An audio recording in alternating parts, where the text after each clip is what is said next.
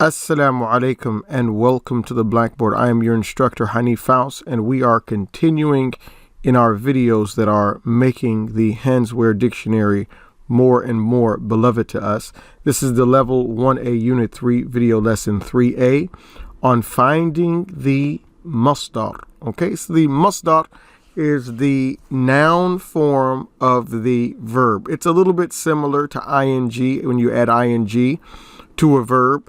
How it converts it, but not all noun forms have to end with ing, inshallah, as we will see. Rhyme not intended there. The masdar, so again, is the noun form of the verb, and the Handswear Dictionary puts it in a special place for us, not simply behind or underneath the verb entry, but also right there in the verb entry. So we're actually killing two birds with one stone in the sense that the masdar entry is an indication to us of the verb, that the entry that we're reading is the verb. So just like to and the isolated verb and the Roman isolated vowel, and the Roman numerals, just like all of those indicate to us that we're looking at a verb, noticing and recognizing the masdar also indicates to us that we're looking at a verb. It also saves you a little bit of time in the sense that you know that the word is found in the dictionary because it's there. Okay, so I'll stop talking about it and we can take a look at it so that way it becomes a little bit clearer. So the first thing that we have verbs themselves. So verbs are actions usually designated in a specific time. So the basic rule of or the default of verbs in Arabic is that they're past tense, and that's why I put some of these as past tense and I put some of them as not. So we have fell, something fell off of something, rested, inject, and create. And I've used different verbs because I want you to see how the noun form of them differs. So when we're talking about the concept of a masdar, what we're really talking about is the result of the action. When this action is done, what occurs? Not what is the product, but what occurs. So what do we describe as taking place? What event, if you will, because an event is a thing. It's not an action. It's not a verb. What event is happening now that the verb has begun? Okay, so we're looking at results, or we're looking at results. We're not looking at products here. So if something fell or if something falls, what's the result of something falls? What's happening to that thing that the verb fall is a part of? What's happening right now? We would say what's happening is falling. Right now, falling is occurring. Right now, this object is involved in the action of falling. Okay, so the action fell, and so now the result of that object having fell is that it is falling. So falling is the masdar. It is the result of the initiated action. Number two, rested. So if someone rested, if someone was very, very tired and rested, now that we look at them, once they've begun, once they've initiated the rest process, then what's happening now that they have rested, or that they are rested, or now that they started to rest, now that they've initiated the rest process, what's happening? Rest. Right, exactly. So rest as a verb, we're differentiating from rest as an action. We're looking at what's going on now, what's occurring now that the action has been initiated. Number three, if we're at the doctor and someone is getting a shot or someone is getting a vaccination, so the doctor takes out the needle, puts the needle in the arm. What's happening right now? What's going on now that this needle is being inserted into someone? What's happening?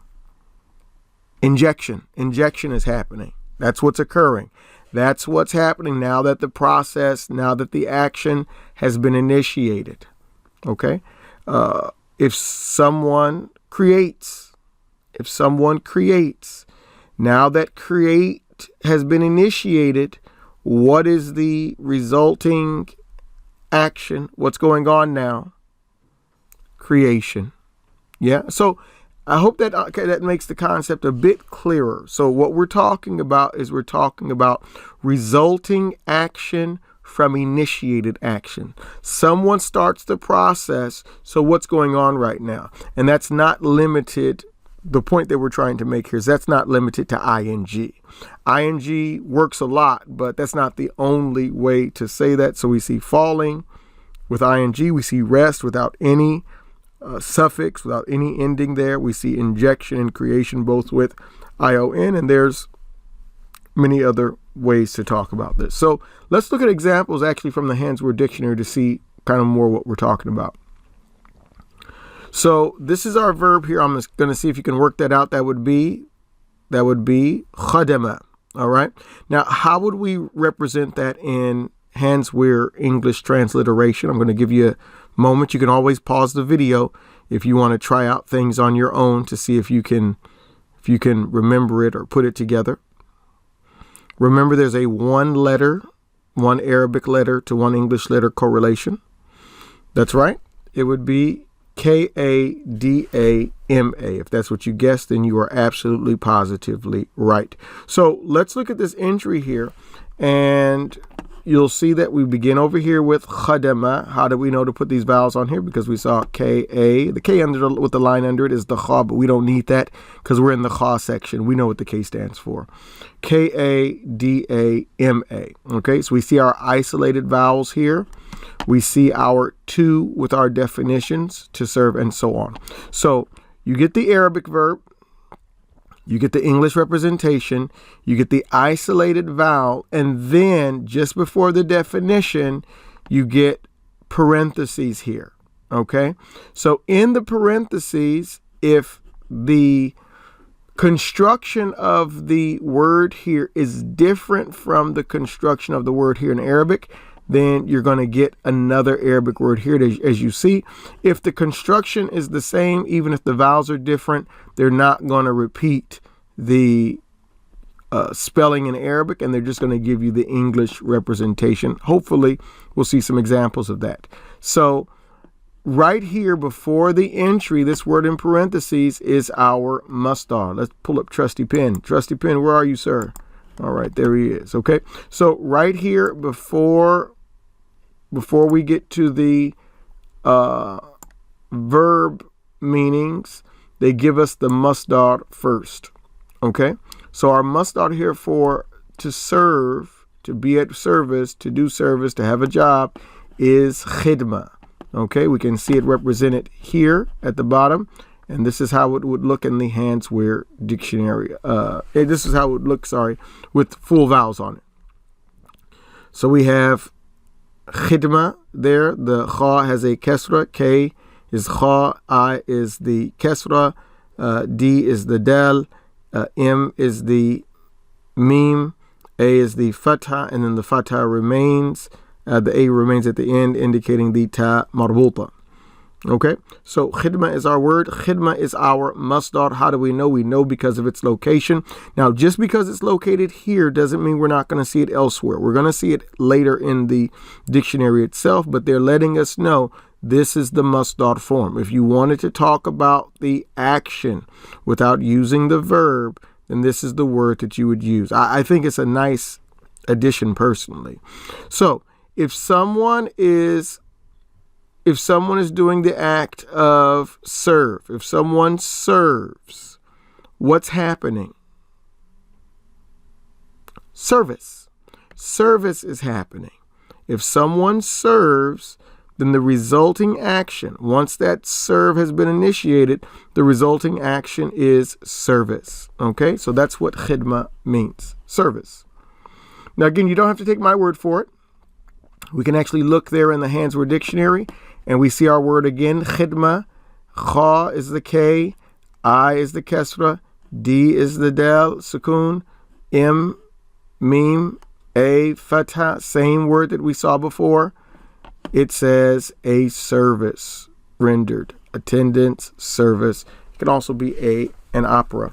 Okay, so the point here is that the masdar for us, it indicates the resulting action from the verb being initiated. Okay, let's look at another example. So here we have rahima. You should be familiar with rahima. The Quran, every surah except Surah At-Tawbah begins Bismillahir Rahmanir Rahim. So rahima comes from that. Silatul Rahim, keeping good family ties. Rahim comes from womb. Rahima means to have mercy, to have compassion, to spare, to let off, to be merciful. Rahima. So looking for the masdar again, what do? We have our verb here, rahima. That's why we're able to put the kesra on there. We knew a kesra went there because of the I. Then we have our isolated vowel, A. Then we have the masdar. Now here we notice that we have two masdars, rahma and marhama. Rahma and marhama. And because they're structurally different than the verb, then they were repeated. Okay, so when we look at rahma, that's going to be a fatha, sukun, fatha. Now I messed that up. Very, very sorry about that. We're going to X that out. That's not what we meant to do there.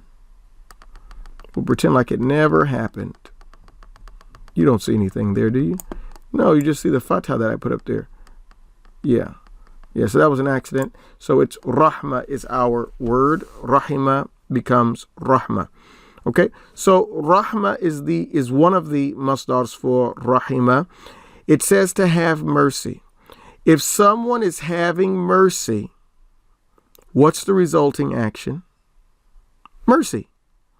If someone is having compassion, what's the resulting action? Compassion. And so rahma is mercy and compassion. It is the result. It is what's happening now. What I see in front of me is mercy. What I see in front of me is compassion. That's what's going on.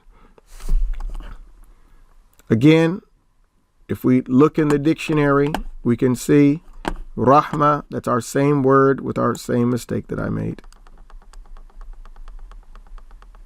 Everybody makes mistakes. You don't have to harp on it. All right, so rahma is our same word here, and we can see there compassion, human understanding, sympathy, kindness, mercy. Mercy. Okay? So now we saw two masdars there, and so we want to examine actually both of them. So we have rahma, and then we had our other word, which was marhama. Remember, we had marhama here. Where's marhama? That's a much bigger word there, marhama. And it's actually found in the Quran, in Surah Al-Balad, if I'm not mistaken. ثم كان من الذين آمنوا وتواصوا بالصبر وتواصوا بالمرحمة وتواصوا بالمرحمة. So marhama is one of those masdar forms. Okay, so how would it be represented in Arabic? We would have a fatha on the mim, a sukun on the ra, a fatha on the ha because of the a fatha on the meme. That's a meme there if you can see that. You want to look in your own dictionary because of the a, and then we leave the a there at the end indicating the ta marbuta. Hopefully I spelled this one right. Oh, there we go. Marhama. There we go. We got it right. Alhamdulillah. Excellent. So if rahma means mercy and it's a masdar, and marhama is also a masdar, then it's also going to mean mercy.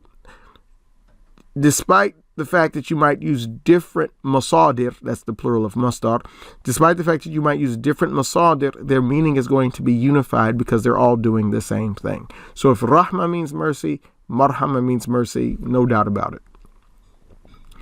If we go later on in the dictionary, we see the word marhama, not a verb, it's a masdar. We see the word marhama here. Marhama, mercy. From the meanings of marhama is mercy. It's an ism because we can see the PL for plural. Marahim is our plural there. So marhama is mercy. All right, so we were able to find it, alhamdulillah. And so again, it's not something that we need to harp on and spend a whole bunch of time on, but it is important to know, and it can, again, save you time in not only looking for words, because you know the words there because you saw it with the initial verb entry. Number two, it also makes you aware of how the Hands Word Dictionary is structured. And again, it gives you a better appreciation for just, again, how complete and how well constructed this dictionary is, and why, again, it is a staple for anyone involved in Arabic language learning, especially those going from English to Arabic. If you have any questions, you're more than welcome to send them in. Your instructor will assign for you exercises to be done that coincide with this lesson if he or she sees appropriate. Thank you very much for tuning in. Assalamu alaikum wa rahmatullahi wa barakatuh.